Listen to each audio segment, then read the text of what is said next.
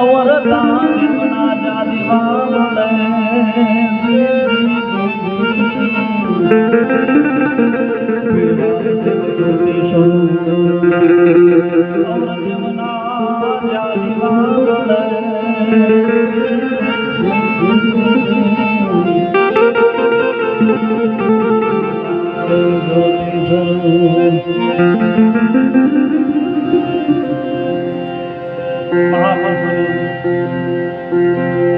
गर्मी गाथा अनुसार आपने साथ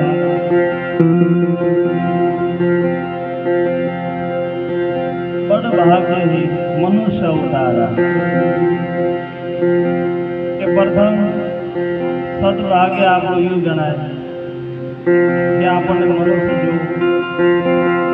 जन्म आपने प्राप्त थे बीजो हो भाग्य एवा सद्गुरु महाराज નું પરમ કમલ આપણને પ્રાપ્ત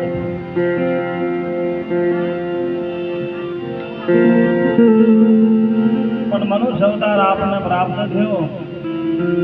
તો આપણો જન્મ છે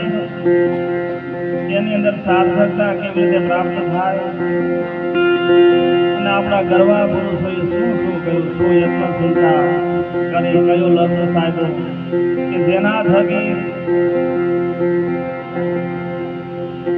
આપણો જન્મ છે સફળ બની જાય તો એની માટે સવારામ બાબા શું કહે છે